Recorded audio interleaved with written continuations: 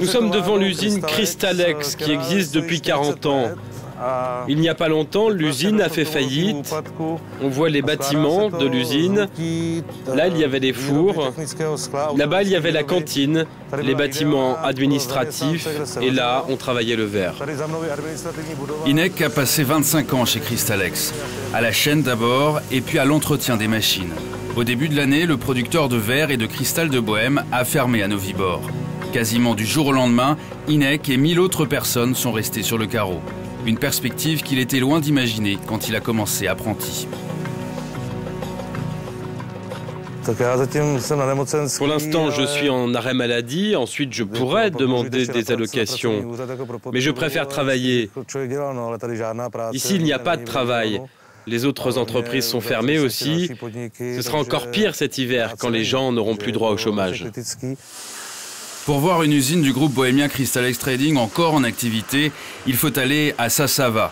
Ces ouvrières sont pour l'instant à l'abri de la crise. Chez Cavalière, on fabrique notamment du verre pour l'industrie chimique et surtout pour les brasseries. Dans ces secteurs, on privilégie cette matière pour sa qualité inodore, ce qui n'est pas le cas du plastique. Chez les plus gros consommateurs de bière au monde, le verre, de même que le houblon, fait partie du patrimoine.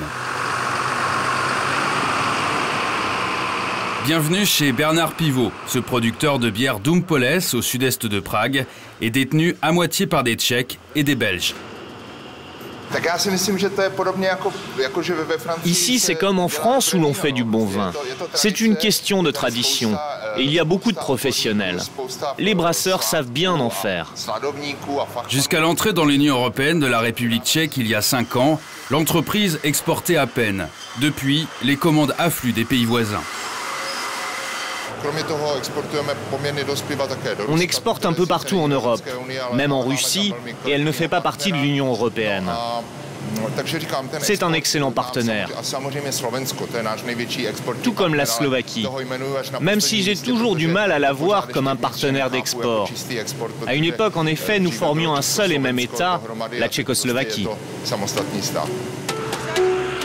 Direction la capitale pour comprendre pourquoi le verre est actuellement moins porteur que la bière.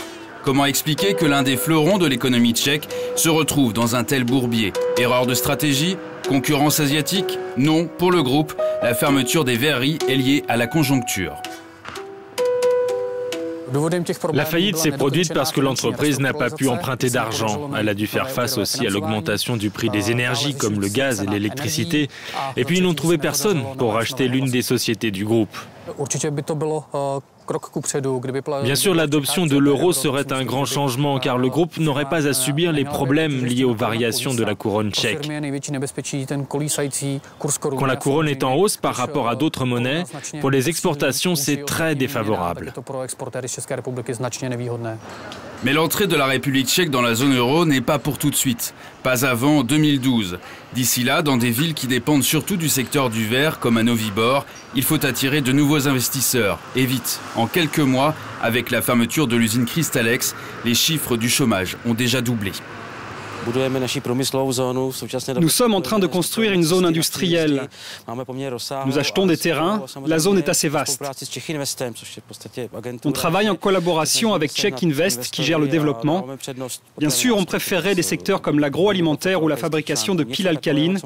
On veut créer ici quelque chose de durable.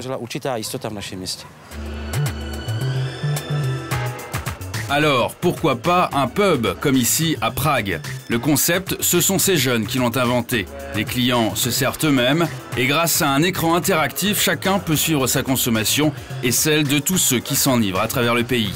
Ça marche très fort, déjà 10 établissements du genre. L'idée séduirait même les Russes.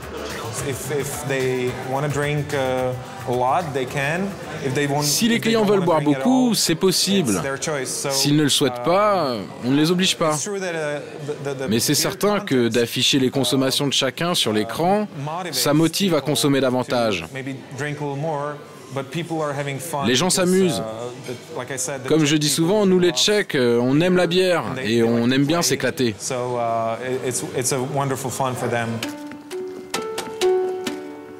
On retrouve Inek à Novibor, devant l'immeuble construit par Crystalex, où lui et ses anciens collègues vivent. Inek n'est pas encore trop vieux. Il peut espérer retrouver un travail. Sa voisine, Sophie, qui a travaillé à la cantine, n'en revient toujours pas d'avoir été mise à la porte.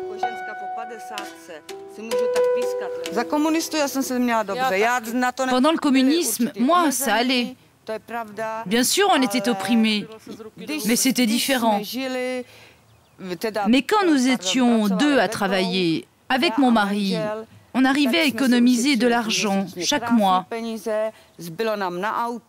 Donc on pouvait s'acheter une voiture, des vêtements, tout. Maintenant, on n'a rien. Je suis en arrêt maladie. Dernièrement, j'ai reçu 42 € pour janvier.